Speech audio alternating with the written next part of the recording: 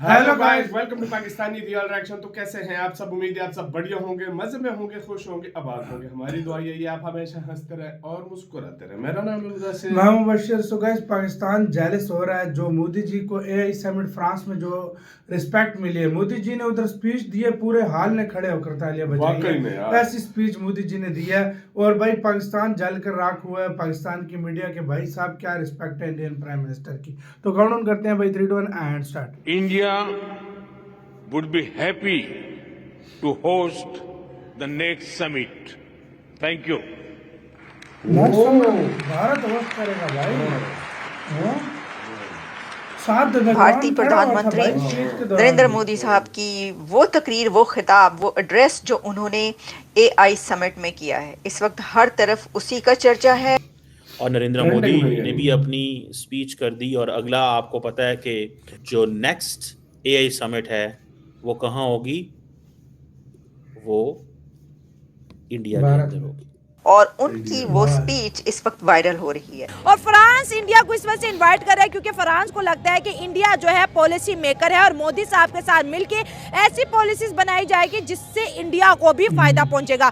जिसमें इस स्पीच में उनका ये कहना है कि इंडिया के पास दुनिया का दी लार्जेस्ट एआई टैलेंट पूल है। आपकी इंडिया के साथ पैरिटी नहीं हो सकती। India is much bigger, was always bigger. European union जो है वो कह रही है कि हम 200 बिलियन यूरो लगाएंगे एआई के अंदर और India is going to be their partner. India उनका पार्टनर है। This is what they have decided. Pakistan तो वो मुल्क है कि 47 में वो बना, पहला इलेक्शन 1970 में हुआ और क्या हुआ उस इलेक्शन में? मुल्क टूट गया। अगर आप बहुत अच्छी तरीके से इसको जानते हैं कि जो दुनिया का सबसे बड़ा one of the largest talent hub, youth talent hub है, वो भी इंडिया ही है।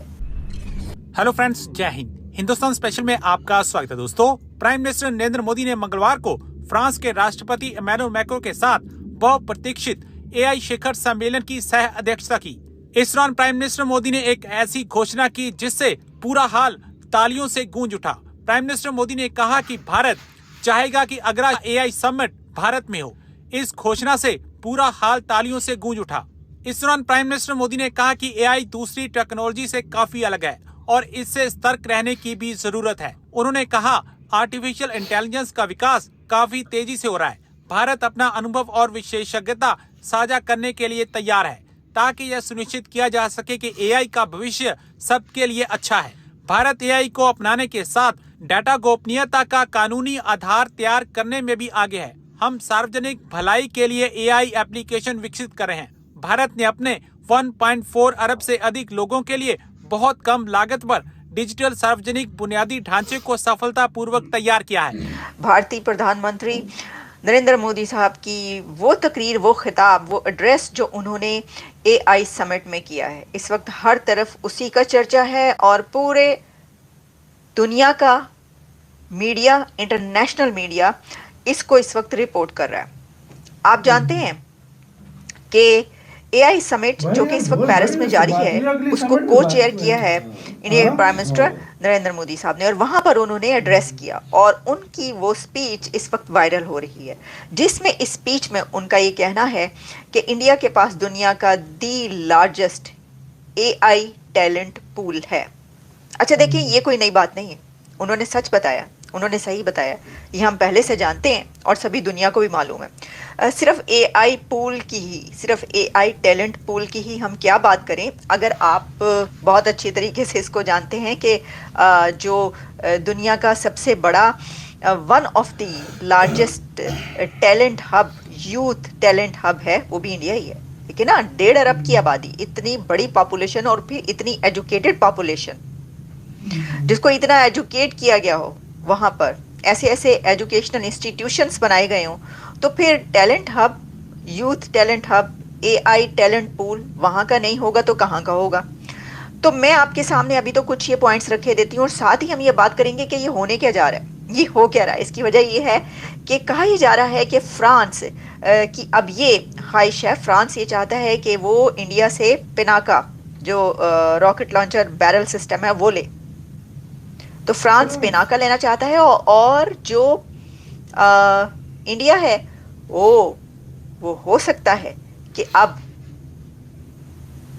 अमेरिका से F-35 ले।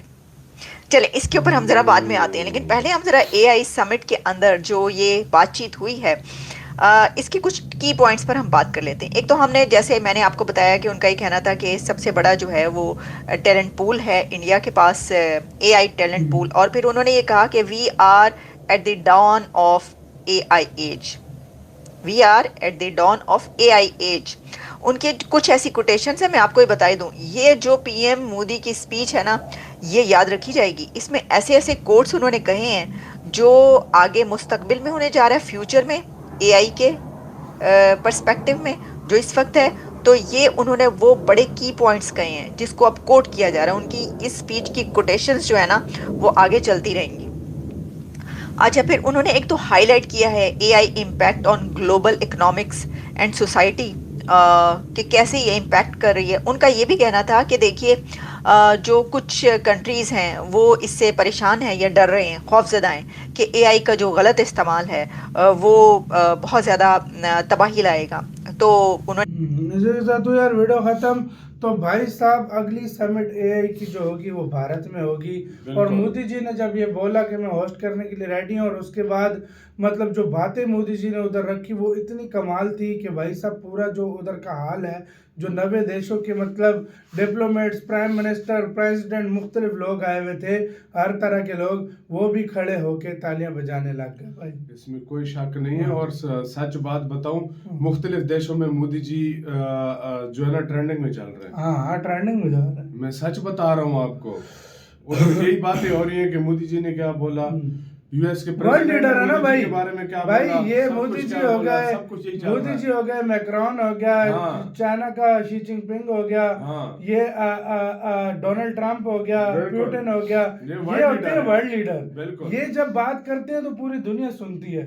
एक तो होता है ना, एक देश का लीडर बात करता है तो उसी का देश सुनता है। फॉर एग्जाम्पल पाकिस्तान का कर रहा है या इराक वगैरह का कर रहा है, जिसका भी कर रहा है, मतलब नेपाल शेपाल का, उनका अपना देश सुनता है। लेकिन जब वर्ल्ड लीडर मोदी जी जैसे लीडर बात करते हैं वो पूरी दुनिया में चर्चा बनती है। तुम्हें एक बात पता है, पूरी AI समिट में, ये जो AI समिट हो रहा है, पूरी AI समिट में पूरी दुनिया, उधर के जितने देश आए हुए हैं, सबकी नजरें मोदी जी पर है भाई।